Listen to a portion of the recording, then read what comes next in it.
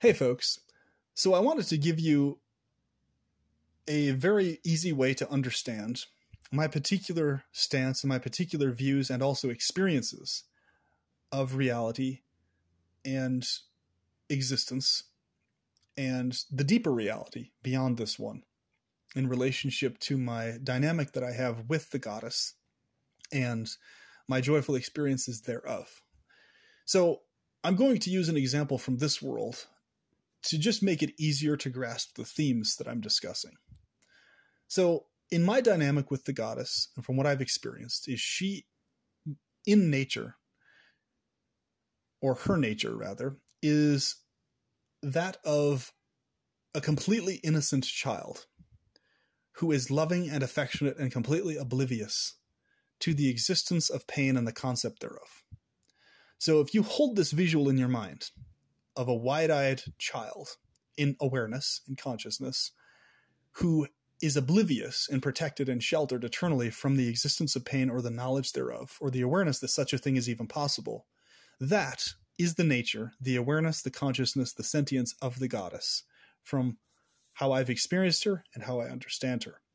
And that experience and dynamic has answered every other question I've ever had about every other topic, because I understand the exact reason why this world is very distinct from her nature. I understand why all these horrible things happen to us, in spite of her existing and being real and everything else. It's because reality is in fact actually a reverse theism, contrary to what most people think, where we, each of us, are individually protecting the goddess in various ways that are unique to us.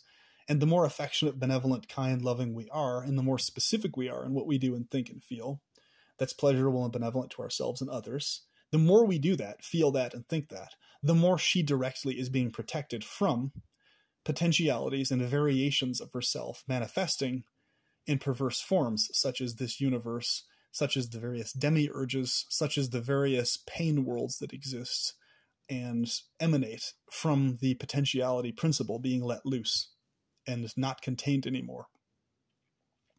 So you'll notice a direct correlation. If you see the goddess this way, if you see deeper reality this way, as this wide-eyed, innocent, childlike entity that needs your protection at every moment, you're going to have a vastly different experience, both theistically and or if you're an atheist, even then you're going to have a vastly more different experience that is, in either case, far more uplifting, far more joyful, far more inspirational than the experience you had had without having that stance or that perspective. So if you see yourself at every moment of your existence, forever so, not just this life, but as being an eternal protector of this innocent childlike entity, and that's one half of your role eternally, and then you see the other half as you being the affectionate lover and caretaker of this entity, specifically loving them in affection and kindness. If you see it as both of those things, then your life is going to drastically improve to the max that it's able to, because you're going to get in the zone of being a kick-ass, gritty defender and protector of innocence, and at the same time, you're going to be in the zone of feeling genuine, deep affection for those who need your help and care the most. Both. And that's a very inspirational, very amazingly pleasurable state to be in, consciousness-wise, because your life has meaning, your life has value, and you can experience reciprocation from the goddess in that. And when you have that psychology, you'll notice she is able to respond to you. So people talk about all these issues with, okay, well, how do we know the goddess is real? How do we know this is true? And well, when you have that specific perspective and stance, that is when she is made able to respond to you and interact with you and help you. Because when you start doing the protecting of her, then she can respond in helping you out situationally. Because what's happening is you are ensuring that she's being protected in your thoughts, in your consciousness, in your awareness. And therefore, what she is able to do when that happens is she's able to constantly keep inspiring you, because she's an inspirational entity. She's the entity that is pleasure and inspiration directly. All these things that are good come from inspiration and pleasure at the root core, right? Pleasure and inspiration. That's the driving force of every good act and thing we engage in this world. and that is the source. So as long as you understand that the goddess is specifically and in particular an inspiration entity, not an entity of physical miracles in the world or anything like that, like growing limbs back or changing the laws of physics. No, an entity that is the entity that is pleasure and inspiration directly herself, which eternally needs protection from potentialities, containment from potentialities. Then with that understanding, with that drive, with that impetus in you, you can actually really, from that stance, understand the Gnostic perspective and view vastly deeper than people who simply look at the technicalities of, okay, this is the Gnostic premise, this is the idea, this is the view. When you really immerse in that perspective towards yourself and towards reality, everything really does change for the better for you to the max. And you're in this place where you really do have a good life, because you very much ensure that you have a maximally good life, but others respond to you maximally well. The more you do that, the more you have that stance and perspective, because you're seeing the goddess's nature and existence in the forms and physiologies and brain chemistry of others you interact with, right? Everything that's loving and affectionate and kind in them, you see as her moving in them, right? And you're always wanting to encourage that more and more and inspire them in those ways, right? And what's interesting is people subconsciously can pick up on the goddess, her nature, her emphasis exuding from you to them when you have this stance and when you have this consciousness. And they also feel the subconscious inspiration. They might not be able to put their finger on it or like put the technicalities to it like I am in this video, but they'll feel it nonetheless. You'll notice this as a pattern. So the other part to this that's very important to remember is that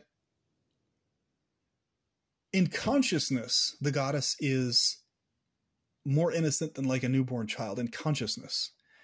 But in terms of her actual appearance and dynamic of interacting with you, her way of interaction, in my direct experience, is that she interacts with me as the mother, as my actual mother, right? My mother and my romantic partner eternally. So you could say in exudance of romantic affection, she is an adult female in exudance of affection and romantic reciprocation.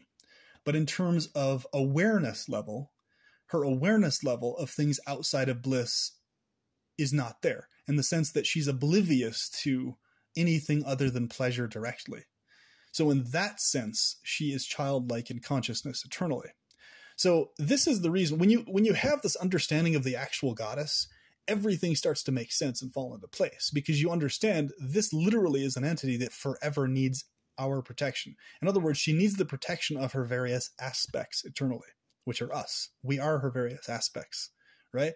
And if any of her aspects stop protecting her and sheltering her from potentialities other than pleasure and bliss directly, then immediately what do we have? We have these kinds of universes manifesting. We have all these other distortions of reality manifesting and experiences other than experiences with goddess or paradise, etc., right? So she's able to interact and reciprocate in all sorts of different forms. But when I'm talking about her consciousness, this is going to be the overarching theme you'll notice. If you're successfully connecting with and interacting with actual goddess beyond these man-made versions of goddess or god, especially within the Judeo-Abrahamic tradition, which are especially fake and horrific ones, and are not in fact the actual goddess or god. If you're actually connecting with the actual goddess, you'll notice that happens by having this particular perspective towards her, because it's the accurate perspective is why, and it's a consistent one. So if you recognize the simultaneous elements of her being more innocent than a newborn child in consciousness, in terms of degree of obliviousness, etc., okay, needing your protection at every single phase of it, right?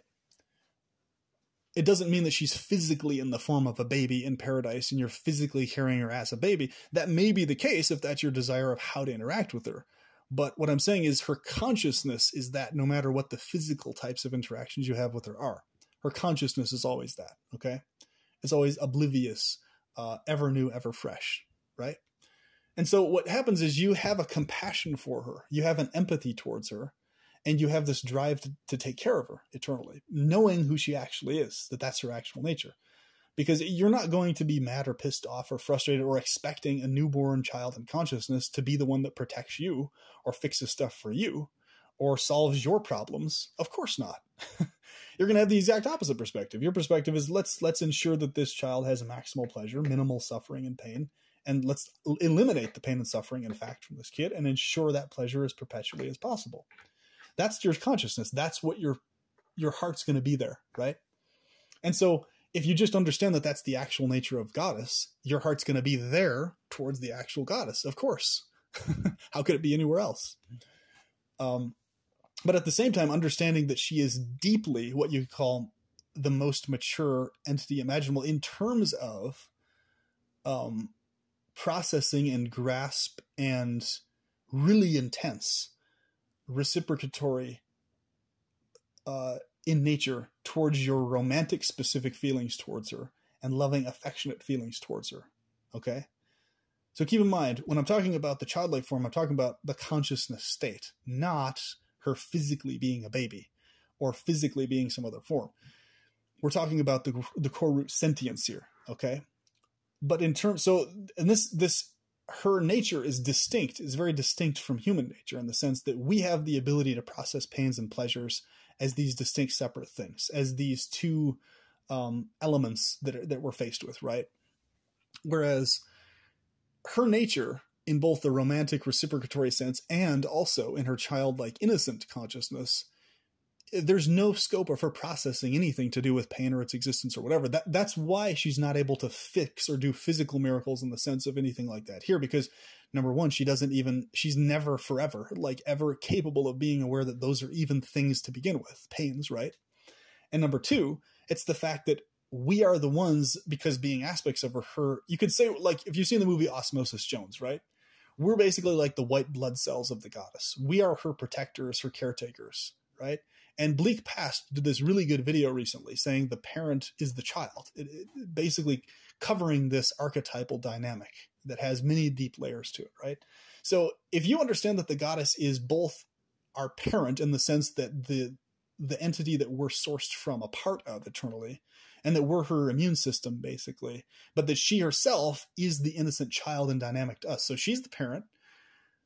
Quote, I say parent as an example. Obviously, this isn't within space and time. Like, okay, she's there and then she gives birth to us or something. It's not really like that. It's parent in the sense of source, or we're parts of her. She is so she's our caretaker in that sense of us being parts of her, right? Whereas we're the caretakers of her in the active functional sense of she is the child in consciousness who has offspring from herself that need to protect their mother, their parent. So it's the offspring that do the protecting of the parent, in my view and my stance and my particular practice of how I view paradise and heaven and all these other things, versus the other way around. It's not the parent doing the protecting of us. Okay. So if you can really hone in on that and understand that this deeper reality is this, it's basically this role reversal dynamic where you're the one eternally taking care of the childlike consciousness mother eternally. And the more you do that, the more you hone in on that, the more she actually is able to reciprocate with you in this world sense. I'll give you very practical, tangible examples. So like in the technological sense, right? When you're honed in on specifically focusing on this dynamic with her, you'll be quite amazed what happens. Like financially, the money will just start flowing in very easily. And on top of that, you'll get access to various awarenesses or aspects of knowledge you need to improve technology that already exists in relationship to benevolence, in relationship to pleasure, perpetuation of pleasure, elimination of pain. And you'll be in this zone of being inspired to work on these kinds of technologies by having this connection with her, right? And on top of that, not only that, you'll be inspired to, and you'll actually feel an actual affection for others you interact with beyond what they say or do or what their opinions are. You'll feel this inherent deep affection for them because you'll experience the goddess in them, both humans, animals, and every other sentience that exists, right? So what this means is that you get in this groove, you get in this flow, right? Which is a sample of your paradise experience with her. And being in that flow, being in that groove, that direct experience of that and the pattern correlation that you'll notice is actually the biggest reason why you'll want to remain a Gnostic of them all. Because you're going to see the pattern correlation. You're going to directly see, okay, literally, when I see the goddess this way, when I view reality this way from this perspective and feel this way, you get placed in this totally amazing place in terms of life experiences, life situations, and everything else, right? You're still in a position of being this gritty ass fighter, aware of pain and suffering, having to protect her. So you don't become this like little floaty boaty, person who's aloof from existence. No, you become very active in actually being involved, both like in this form, YouTube videos, talking to people, outreach, as well as in physical things like being somebody who's involved in medicine or dentistry or chiropractic or whatever, physical, really tangible things to help others. And you're fueled in this drive to help others. And you always have ever new energy to help others. When you see the goddess that way, when you see reality that way, it affects how you actually are inspired to behave in this world. And so this is why I tell people, if you lack that perspective and that awareness, perspective has a lot to do on what you experience, big time. If you have a different perspective and you doubt that that's the case or that's the reality, oh, there's probably no goddess there, she probably doesn't exist, it's probably just my imagination of this, just and that. And you, on top of that, devalue your imagination, which you should be valuing much higher. I'm going to do an entire video on that coming up soon. But if you do that, you basically just more or less scoff aside or just brush aside, whatever, to the goddess, the concept, and everything else. Well, of course, you're going to experience a life of maximal challenges, maximal issues and difficulties directly, problems. Of course, because naturally, or if you have a perspective that expects the goddess or God to be the ones protecting you, if you look at it the wrong way, you're also going to run into the same frustrations. It's like if you're looking at an innocent newborn child and expecting that innocent newborn child to be your protector, to build a rocket ship that goes into space, or to, perform a surgery on you that saves your life, or what, if you're expecting that newborn innocent child to do anything that has to do with protecting you, you're obviously psychotic. That's my point. So this is the problem with the Judeo-Abrahamic traditions. They're expecting something from their hearts. Their intentions initially are in a lot of times the right place, but they get hijacked by the forces and sentiences that are behind this particular pain cosmos. And they keep wondering and scratching their heads. So they either shift over to atheism of various skeptic varieties, or what they do is they go hyper fanatically religious and wonder why they're not actually having a genuinely more fulfilling, joyful life. And they're constantly running into problems in spite of that. Well, it's simply because they're not actually looking at the goddess accurately. And of course, the goddess isn't able to respond to them naturally because they're not doing the protection of the goddess. They're expecting her to protect them. It's literally, I'm not even kidding. It's literally the same thing as you being in a room with a newborn child and getting all pissed off and angry and frustrated that the newborn child isn't doing the protection of you, isn't taking care of you, isn't being the parent role as we understand in this world for you. And you're just getting all pissed off and angry. Oh, therefore, I'm not going to acknowledge that you exist, newborn baby. I'm not going to acknowledge you have any validity. Whatever, you're probably just my imagination. That's literally doing that. So it's like, of course, you're not going to experience any upliftment or joy, but who experiences upliftment and joy in that situation? The person that goes over and actually starts taking care of the baby, handling it, fondling it in the sense of affectionate fondling that is appropriate, obviously, and that is genuinely loving, non-exploitative, obviously, of course. So what you start doing is you start caring for, holding the baby, feeding the baby and stuff like that. And that is what leads you to have a joyful, uplifted experience because you're in the zone of being the protector, the lover and the protector.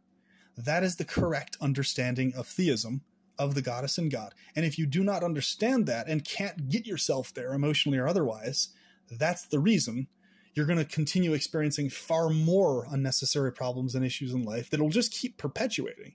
Things won't get easier for you if you maintain that stance. Even if you have the finances or whatever, emotionally you'll be fucked up and depressed and anxious and pissed off all the time. So like, emotionally, you'll always be in a fucked up state if you cannot get there to grasp that that's actually the nature of deeper reality. If you either keep yourself in excessive skeptical land forever and don't go there psychologically, or if you take to some fanatical, incorrect theistic stance on reality that is not correct, and which will just have your prayers and views and wants hijacked by all these bizarre ass situations, right? So either people tend to become theistic with a wrong theistic perspective. That's why there's so few Gnostics, or they completely reject theistic ideas, or they just excessively skeptically doubt them to the point that it just shoots themselves in the foot, right? So they basically become overly cautious of believing anything or accepting anything that is just only directly experience based and not in a tap on the table sense, proven in this world sense. So it's best never to go to either of those other extremes in the sense of, yeah, remain rational, obviously. I mean, literally think about it. All you're doing is adjusting your perspective towards reality. And it's like, okay, even if you're heavily skeptical of it, even if you're wrong, so what? It's just an internal perspective you're having. Like, if you want to shift it back or change it later, you can. You know, like nobody else outside of you is like, you're not like on a stage in front of the world. Okay, I believe this. This is exactly who I am. No, it's like, okay, test it out. Have that perspective towards the goddess, towards reality. Even if you're skeptical of it initially, see what happens. But just hone in on and make a point to actually view it that way. Not just, okay, I'm going to technically think, okay, this is the Gnostic view over here. This is the Formfulist view. And this is what they're saying. Okay, is that logical or rational? What you have to do is you have to actually put in your brain and your feelings and thinking that feeling that about the thing, right? You can't just treat it as, okay, that's what they believe or think, but not feel or think that yourself, even as a test. Because you can think and feel things as an experiment, as a test, without needing to let go of any degree of rationality towards science, towards or whatever. You can treat the whole thing as a scientific hypothesis experiment. It's like, okay, let me get my brain in the zone and my emotions in the zone of genuinely feeling this way about reality, right? And just test it out. Watch what happens in your favor, you know? And if you actually genuinely have that perspective, things can't but work out in your favor, is my point. And there's the reason for that being is that you're actually honed in on what is in fact actually true. What is in fact actually good and benevolent. And the result is that you're going to be a kick-ass fighter in this world in all sorts of ways, emotionally, mentally, physically, and otherwise. And you're going to be maximally a really solid person able to withstand stuff and deal with situations at the same time of being a very deeply affectionate, empathic, compassionate person, right? Both simultaneously. You're going to be a whole person, a Renaissance man, a Renaissance woman, you could say, basically. So it's going to take a multiple part video series where I'm dealing with the same topics. One series is going to be specifically for people who are already theistically or emotionally driven, who don't really need as much of the scientific technicalities. Another video series is going to be for people who are very hyper technical and very hyper rational and also skeptical, who need the technicalities to be laid out for them in order for them to begin doing anything in terms of experimenting with stuff or trying stuff out or anything else like that. Like hardcore atheists, hardcore skeptics, all that type of stuff. In other words, what I would call the stubborn types of skeptics or stubborn types of atheists, right? Which isn't necessarily by itself a bad thing. It's just, it takes a bunch of extra steps to get your brain and your physiology to the place of feeling okay, even trying to experiment with a perspective that, okay, yes, there is a goddess that needs our protection and help, and genuinely feeling and seeing it that way. It takes a lot longer for those types of people to get there, basically. Whereas for the theist, or the person who's not that hyper skeptical, that's more like of an experimentation type person already, a person who's already more like an open-minded one to begin with, it's a lot easier to explain stuff to those people because there's not as many technical nuances I have to cover and go over, you know, and all this stuff. So the point being is all these technical nuances exist. They are there. If you need these hyper technical explanations, I am able to do that, but it fills entire videos. And it's for people who are theistically inclined, it tends to be dead and dry. Whereas that's the type of stuff that hyper rational, hyper skeptical people tend to really like, is all that super technical stuff, right? Like, okay, exactly the root quality of accommodativeness and all these other qualities of nature. And this is therefore how subatomic particles move this way and that way and why and so on and so forth. why pain is spawned from this particular pattern, why pleasure is spawned from this pattern, so on and so forth, all that jazz, right? Law of gravity, law of, that stuff. So basically, what you'll realize, though, at the end of the day, once you grasp the technicalities of it all, eventually just, I just should have initially just looked at things that way to begin with without needing the hyper-technicals. I could have just saved myself a bunch of time, basically. Because really the only difference is between the hyper-skeptical person and the person who isn't hyper-skeptical, who's just willing to experiment and try stuff out, is that the hyper-skeptical person just needs a massively elaborate explanation before they feel comfortable experimenting with the feelings I'm talking about and the perspective I'm talking about, right? It just takes a lot more for them to get there. So, it might take, an hour-long video or a couple weeks worth of different videos covering the different technicalities of stuff. They eventually will get there. It's just a matter of how long it takes, basically. Because it's at the end of the day, it's just kind of like a common sense conclusion. It's like, well, yeah, really, I could have just done this without needing all these technical things, because it's really not that complicated to understand at the end of the day. I mean, it's really not that hard to have a feeling or emotional set in you that is like, okay, I feel this compassion or affection for forms here already, so let me just apply that to how I view deeper reality with these technical points made to me now. Oh, okay, Goddess is actually this entity that we're protecting versus her protecting us. Okay, let me just do that. It's kind of like a common sense thing, right? You see reality here and how you process things here, and you just take that the step further. It's like, okay, well, obviously, if you just take these things to the more esoteric, archetypal, deeper sense, well, these things very well can easily extend far beyond just this mundane temporal sense that's in front of our face right now. Let's just take it the next step further instead of just keeping it only to this level, right? Why not? Because you literally have nothing to lose. I mean, even if you apply this viewpoint and perspective, and at the end of life, you just end up somehow disappearing and not being sentient to that individual version of you ever again, right? And you just forget everything you did before, you're still going to experience a great life in this life, far more than you're going to experience in terms of being hyper skeptical. You're going to experience more happiness, more joy by having that perspective and that stance, because this perspective applies equally to even the secular perspective towards life here. It doesn't only apply to like esoteric, what you might term spiritual or mystical things. It applies to that also, but it applies as much so to strictly secular this world stuff as well. So if you see things in terms of, okay, the benefit of having that perspective benefits me in a this world sense, then that by itself is going to give you huge amounts of benefit. And that's why I always emphasize this. There's no requirement of having a particular theistic narrative that's attached to things for you to get benefit from this, but it helps.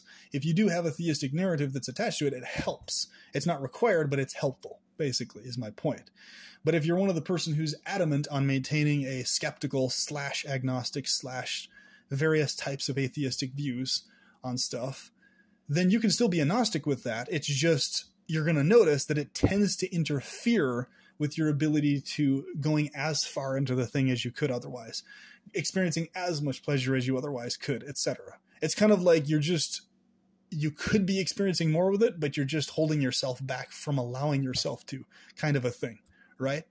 And that's why I tell people, it's just, yeah, you can get benefit even then with an atheistic perspective, but you're just not going to have as much benefit. You're just not going to go as far. You're not going to value your imagination as much. You're not going to value desires as much as the theist is. That's all.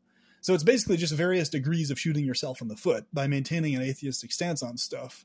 Even though you can still understand the same things and get benefit, it's just, you're just hindering yourself from the maximal amount of benefit you can get from the thing, is what I'm trying to get across. And I hope that makes sense, right? Because at a certain point, skepticism in it of itself, when it's excessively valued too much, or when it's excessively engaged in, it becomes a crutch by itself that you don't need to keep holding on to. You can like let go of the crutch and like walk a little bit. You know what I'm saying?